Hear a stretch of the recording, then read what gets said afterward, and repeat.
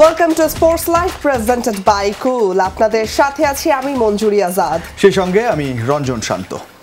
কাজী সালাউদ্দিনের সমর্থন পুষ্ট কাউকে বাফুফের সভাপতি হিসেবে দেখতে চান না সাবেক অধিনায়ক ও বিএনপির ক্রীড়া বিষয়ক সম্পাদক আমিনুল হক। তবে সভাপতি হিসেবে তাবিত আউয়ালের প্রার্থিতা ঘোষণাকে স্বাগত জানান তিনি। বিগত সরকারের অনুসারীদের পথ রোধ করতে ঐক্যমতের প্যানেল গঠনের সম্ভাবনা উড়িয়ে দিচ্ছেন না জাতীয় ফুটবল দলের সাবেক এই অধিনায়ক। ফুটবলকে ওই শীতাতে নিয়ন্ত্রিত ঘরের ভিতরে কিন্তু ফুটবলকে রাখবো না। আমি যদি প্রেসিডেন্ট হতে পারি, আমি খেলার মাঠে চমক দেখাবো। বাফুফে নির্বাচনে সভাপতি পদে নির্দলীয় প্রার্থী হিসেবে কদিন আগেই তরফদার রুহুল আমিনকে সমর্থন জানিয়েছিলেন সাবেক অধিনায়ক ও বিএনপির ক্রীড়া বিষয়ক সম্পাদক আমিনুল হক। দলমতের ঊর্ধ্বে গিয়ে তিনি বাংলাদেশের ফুটবলের জন্য নিবেদিত হয়ে কাজ করবেন।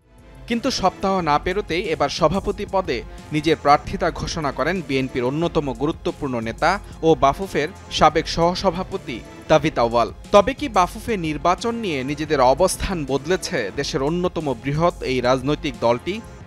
তাবিত আউয়াল নিজেকে বাংলাদেশ ফুটবল ফেডারেশন সভাপতি পদে প্রার্থিতা ঘোষণা করেছেন। এটি তার ব্যক্তিগত বিষয়। পার্টির যে সিদ্ধান্ত বা আমরা আমাদের যেটা চিন্তাধারা, যে আওয়ামী লীগ গত 17 বছর যেভাবে ক্রীড়াঙ্গনে দলীয়করণ করেছে, রাজনীতিকরণ করেছে, আমরা ডে ওয়ান থেকেই বলে আসছি যে আমরা ক্রীড়াঙ্গনে আর কোনো দলীয়করণ এবং রাজনীতিকরণ চাই না। বিগত সরকারের আশীর্বাদ পুষ্ট কাজী সালাউদ্দিন গেল 16 বছর ধরে বাফুফের সভাপতি পদ আঁকড়ে রেখেছেন। গুঞ্জন আছে এবার নির্বাচনী ময়দান ছাড়লেও পেছন থেকে তিনিই কলকাঠি নাড়ছেন নিজের সমর্থিত প্রার্থীকে জেতাতে। হয়তোবা কাজী সালাউদ্দিন সাহেব নির্বাচন করছেন না, কিন্তু তিনি কিন্তু কাউকে না কাউকে ডেফিনেটলি সমর্থন দিবেন, কারণ সেই আজ্ঞাবহ যে কাউন্সিলর রয়েছে, সেই আজ্ঞাবহ কাউন্সিলর দিয়ে তিনি চাইবেন যে তার মন গড়া বা তার আজ্ঞাবহ কাউকে সভাপতি করার জন্য। এরকম কাউকে যদি সভাপতি করেন তাহলে দেখা গেছে যে কাজী সালাউদ্দিনের যে দুর্নীতি সেটি কিন্তু ধামাচাপা পড়ে যাওয়ার একটি সম্ভাবনা রয়েছে। তবে শেষ পর্যন্ত বাফুফে নির্বাচনে দেখা যেতে পারে নতুন মেরুকরণ। দেশের সার্বিক পরিস্থিতি বিবেচনায় নাটকীয়ভাবে ঐক্যমতের প্যানেলের সম্ভাবনাও উড়িয়ে দিচ্ছেন না আমিনুল হক। যারা সভাপতি প্রার্থিতা ঘোষণা করেছেন, এটি তারা নিজেরা বসে আলোচনা করে যদি তারা করতে পারেন তাহলে আমাদের তো কোনো সমস্যা নেই। আগামী 26 অক্টোবর অনুষ্ঠিত হবে বাফুফের পরবর্তী নির্বাচন। মুজরামিন তারেক, যমুনা স্পোর্টস। অন্তত আইসিসি তো বৈষম্য করছে না। পুরুষ টুর্নামেন্টের সমান প্রাইজ মানি নারী টুর্নামেন্টে রাখার জন্য এভাবেই নিজের না বলা কথা প্রকাশ করলেন নিগার সুলতানা জ্যোতি। আসন্ন টি-20 বিশ্বকাপে প্রথমত ম্যাচ জেতার প্রত্যাশাই রাখছেন, ফ্লো পেলে খেলতে চান সেমিফাইনালেও। পাশাপাশি নিজের 100তম ম্যাচটিকে জয় দিয়ে রাঙাতে চান জ্যোতি। বিশ্বকাপ খেলতে আরব আমিরাতে যাওয়ার আগে অফিসিয়াল ফটোশুট শেষে এইভাবেই নিজেদের লক্ষ্যের কথা জানান নারী দলের অধিনায়ক জ্যোতি। সবুজ রঙের স্যুট, সাদা শার্ট আর টাই, পারফেক্ট এই কম্বিনেশনে আলো ঝলমলে দিনে টি-20 বিশ্বকাপের জন্য অফিসিয়াল ফটোশুট করল বাংলাদেশ নারী দল। সঙ্গে ছিলেন বিসিবির নতুন সভাপতি ফারুক আহমেদ ও কোচিং স্টাফরা।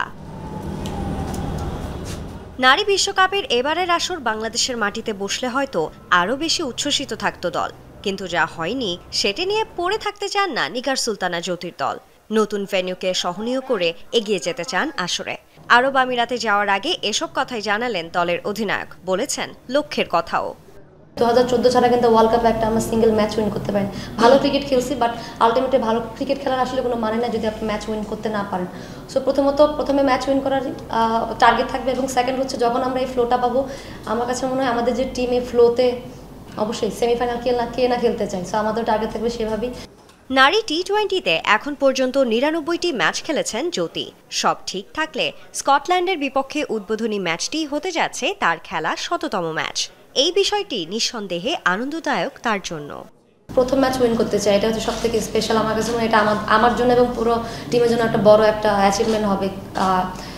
ডেফিনেটলি অ্যাজ এ প্লেয়ার 100তম ম্যাচ আমি এখনও যাই না, খেলতে পারবো না যদি আল্লাহ পাক সুস্থ রাখেন। ডেফিনেটলি যদি খেলি, প্রথম টার্গেট তো এটাই থাকবে যেন সেটা স্মরণীয় হয়ে থাকে, স্পেশাল হয়ে থাকে সবার জন্য। এদিকে এবারই প্রথমবারের মতো পুরুষ টুর্নামেন্টের মতো নারীদের টুর্নামেন্টেও সমপরিমাণ অর্থ প্রদান করছে আইসিসি। অর্থাৎ $23,40,000, যা বাংলা টাকায় প্রায় 28 কোটি টাকা পাবে বিজয়ী দল। অথচ দেশে প্রথম শ্রেণীর একটা ম্যাচের জন্য জ্যোতিরা পান কিনা মাত্র 3,000 টাকা। টাকা জিনিসটা সবসময় মোটিভেট করে, এটা স্বাভাবিক বিষয়। হ্যাঁ, এটা অনেক ভালো, আমি বলবো যে একটা গ্রেট ইনিশিয়েটিভ বাই আইসিসি, কারণ এতে করে দেখা যাচ্ছে অ্যাটলিস্ট আইসিসি তো বৈষম্য করতেছে না, এটা খুব ভালো একটা বিষয়, এটা খুবই ভালো। এবং আমাদের মেয়েদের ক্রিকেটে বলবো যে অনেক জায়গা দেখছি যে অনেক বেশি পরিবর্তন হচ্ছে, বাংলাদেশেও হচ্ছে। সোফার এটা বলবো যে পুরো টিমকে কিন্তু অন্যরকম একটা না, ভালো করলে একটু ভালো কিছু পাওয়ার সম্ভাবনা আছে। সো এদিক থেকে বলবো যে হ্যাঁ, এটা ভালো লাগতেছে, নট অনলি আমাদের জন্য, সবার জন্য আসলে এটা ভালো লাগার বিষয়। বিশ্বকাপে বি গ্রুপে আছে বাংলাদেশ। আগামী 3 অক্টোবর স্কটল্যান্ডের বিপক্ষে উদ্বোধনী ম্যাচ দিয়ে আসর শুরু করবে লাল সবুজের দল।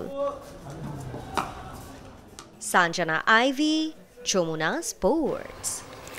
অবশ্যই বাংলাদেশ নারী দলের জন্য দারুণ একটা মুহূর্ত, বিশ্বকাপ খেলতে যাচ্ছে, যদিও ঘরের মাঠে হওয়ার কথা ছিল বিশ্বকাপটা, তবে হোস্ট বাংলাদেশ থাকছে, বাইরে হলেও বা দুবাই আরব আমিরাতে হলেও। আজকে যিনি অতিথি হিসেবে এখানে আছেন, গত এক যুগেরও বেশি সময় ধরেই লাল সবুজের জার্সিতে বাংলাদেশকে তিনি সার্ভিস দিয়ে যাচ্ছেন, বল হাতে ব্যাট হাতে। একটু হলেও দুর্ভাগ্যজনক তো বিষয়টা যে এই স্ক্রিনে আজকে তাকে দেখা যায়নি, যদিও আমাদের সঙ্গে তিনি কথা বলবেন, কারণ এই দলটাতে তিনি নেই। তিনি রুমানা আহমেদ, সাবেক অধিনায়ক বাংলাদেশ নারী দল, তাকে স্বাগত জানাতে চাই স্পোর্টস লাইভে আজকে অতিথি হিসেবে। প্লিজ চলে আসবেন রুমানা, আপনি এই জায়গাটা আপনার বসার জায়গা। স্বাগত স্পোর্টস লাইভে আপনাকে। Welcome, please have a seat. Please. যেমনটা বলছিলাম, আসলে অনেক কথাই তো বলার আছে, তবে শুরুটা একটু হাসি মুখে করতে চাই এই ভেবে যে বাংলাদেশ দল যাচ্ছে ফাইনালি, এবং নিশ্চয়ই বৈশ্বিক আসর, আইসিসির আসর, যদিও ঘরের মাঠে হয়নি, তবে অবশ্যই ভালো কিছু হবে। এবং শুরুতে জ্যোতি যেটা বলছিলেন, একটা তো বৈষম্য, আর্থিক ব্যাপার, এটা থেকেই যায় বরাবরই নারী ক্রিকেটের সঙ্গে, যেহেতু দীর্ঘদিন ধরে আপনি আছেন জড়িত, এবং এবারই প্রথম আইসিসি প্রাইজ মানির জায়গাটা পুরুষদের সমান করেছে। আপনাদের এই প্রসঙ্গ যখন আসে, 3,000 টাকার প্রসঙ্গ চলে আসে, জাতীয় লিগের 1,000 থেকে বাড়িয়ে 3,000 করা হয়েছে ম্যাচ ফি, এবং পুরুষ ক্রিকেটের তুলনায় তো অনেক পিছিয়ে, যেখানে অস্ট্রেলিয়া, ইংল্যান্ড, নিউজিল্যান্ড কিংবা ভারতের মতো পার্শ্ববর্তী দেশও তারাও তো এখন সমান করে ফেলেছে। এই জায়গাটা কিভাবে দেখছেন, আইসিসির উদ্যোগ কিংবা আপনার অবস্থান বাংলাদেশের নারী ক্রিকেটের আর্থিক বিষয় নিয়ে? আসলে সত্যি কথা বলতে যে আমাদের এখন বর্তমানে যেটা ন্যাশনাল লিগে আমাদের যে ম্যাচ ফিগুলো দিয়ে থাকে, এটা বলতে আমাদের কাছেও খারাপ লাগে। আমরা কখনো ওইভাবে কাউকে শো করি না যে আমরা 3,000 টাকা পাচ্ছি।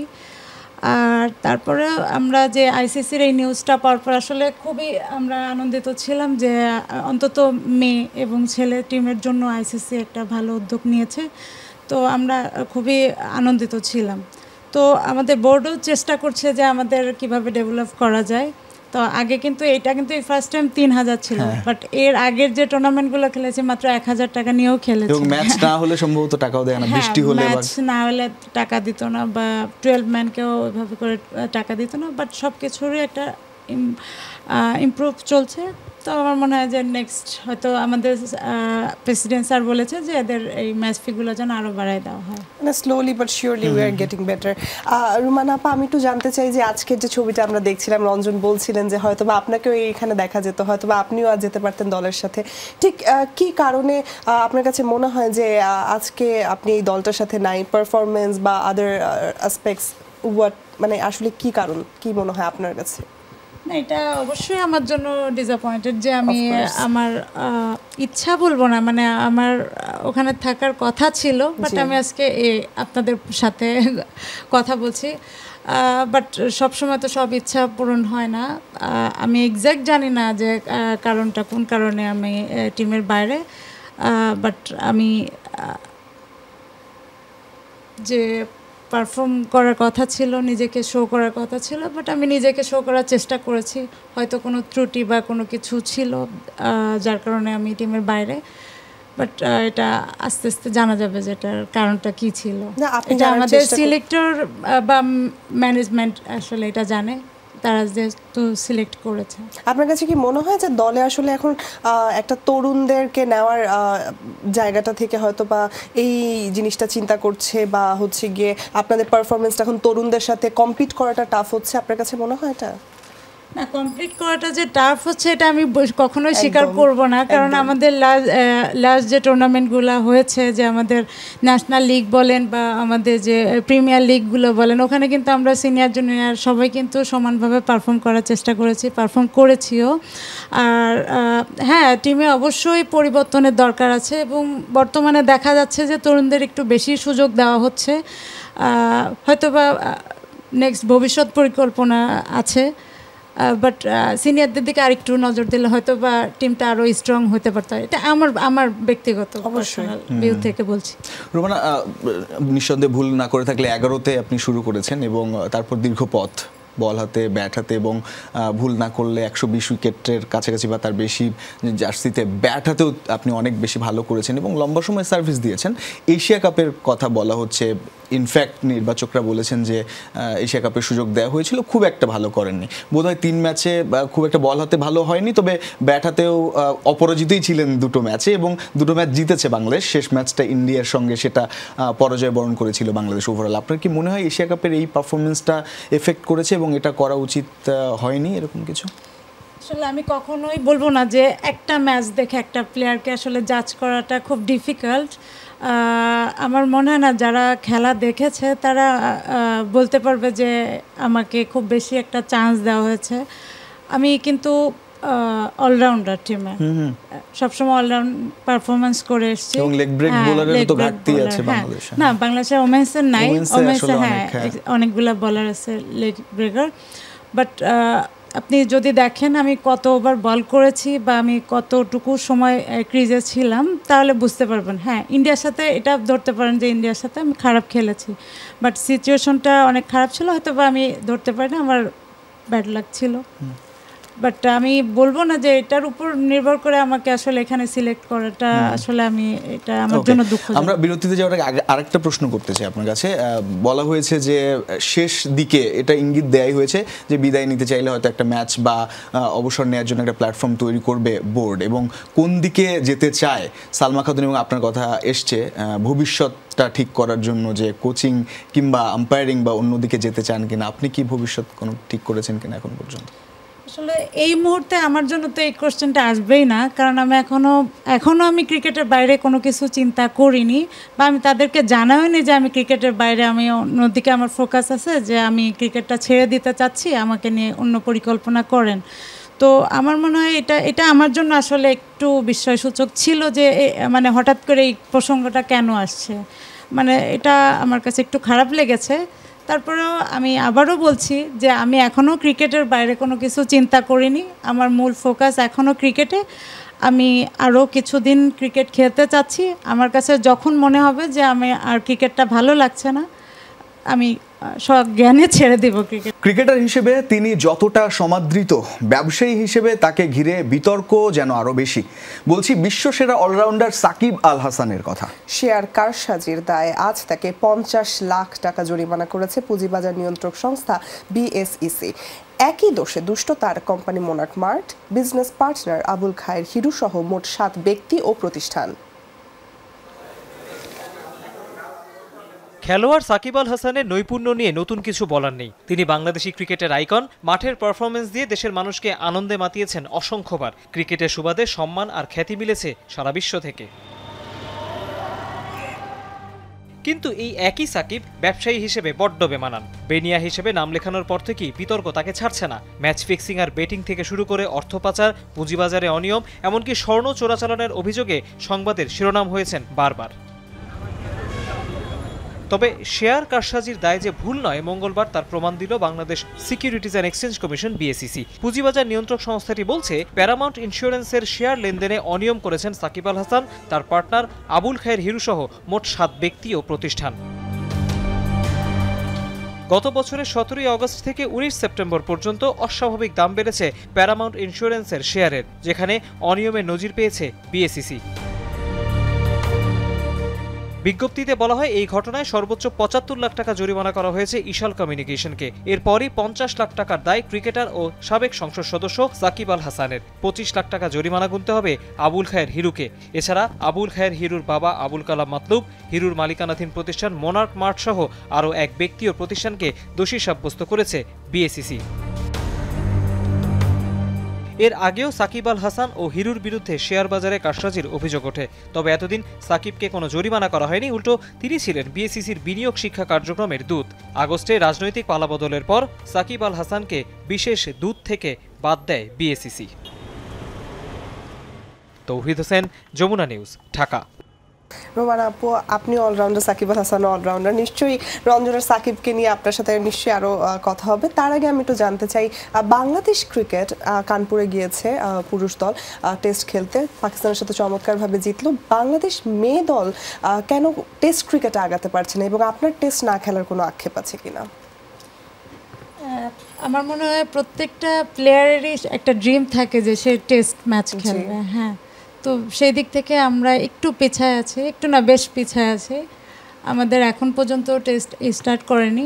তবে আমার মনে হয় এটা ঘরোয়া লিগ থেকে শুরু করতে পারে। আমরা যদি বিসিএল থেকেই আমরা শুরু করি, আমাদের লাস্ট ইয়ার মনে হয় একটা 2 দিনের একটা ম্যাচ দিয়ে স্টার্ট করেছিল এবং এই বছরও আমার শুনেছি যে খেলার কথা আছে। তো আমরা যদি এটা আমরা 2 দিন 3 দিন থেকে আস্তে আস্তে 5 দিনে নিয়ে আমরা যদি প্র্যাকটিস শুরু করে দিই, হয়তো দ্বিপাক্ষিক কোনো সিরিজের সাথে আমরা খেলতে পারবো। হোপফুলি মানে টেস্ট ক্রিকেটই তো মূলত ক্রিকেটের আসলে সবচেয়ে বড় জায়গা, তো বাংলাদেশ নারী দলও সেই দিকে আগাবে সেটাই আশা করি। ছোট করে যদি বলেন বাংলাদেশের পারফরমেন্স ইন্ডিয়াতে কেমন দেখছেন, চেন্নাইয়ের পর কানপুরে এক্সপেকটেশন কেমন? এক্সপেকটেশন তো অনেক বেশি ছিল আসলে। লাস্ট যে সিরিজটা খেলেছিল পাকিস্তানের সাথে, ওটা খুবই ভালো হয়েছিল, তো আশা তুলনায় এটা করতে পারেনি। আমার কাছে যেটা ফিল হয়েছে যে লাস্ট সিরিজ থেকে একটু চেঞ্জ ছিল, যে আগের যে সিরিজটা পাকিস্তানের সাথে খেলেছে ওটা কিন্তু সবাই টিম কন্ট্রিবিউশনটা খুব বেশি ভালো ছিল, সবার মধ্যে কিন্তু একটা কন্ট্রিবিউশন ছিল, যেটা আমার কাছে এই ম্যাচগুলোতে দেখলাম যে একটু কম আছে। যে ওখানে কিন্তু ওপেনাররা না করতে পারলে মিডল অর্ডাররা ধরেছে, বা এরপরে না করতে পারলে লিটন দাস অনেক ভালো ক্রিকেট খেলেছিল। তো সেই দিক থেকে এই টুর্নামেন্টটা মানে এইবারের যে ম্যাচটা হলো লাস্টে, এটা একটু মনে হয় পিছায় আছে। হোপফুলি কানপুরে ভালো করবে বাংলাদেশ এবং আপনার জন্য শুভকামনা থাকবে। আপনার যে এখনও দৃঢ় ইচ্ছা মাঠের ক্রিকেটেই আসলে লাল সবুজের জার্সি গায়ে প্রতিনিধিত্ব করা, সেই স্বপ্নটা অব্যাহত থাকুক। আপনি আপনার মতো করে এগোন ক্যারিয়ারে, সেই প্রত্যাশা করছি। অসংখ্য ধন্যবাদ আজকে যুক্ত হওয়ার জন্য স্পোর্টস লাইভে। থ্যাংক ইউ আপনাদেরকেও, আমার জন্য দোয়া করবেন। অবশ্যই। দর্শক, এই ছিল আজকের স্পোর্টস লাইভ। এতক্ষণ সাথে থাকার জন্য সবাইকে ধন্যবাদ। আল্লাহ হাফেজ।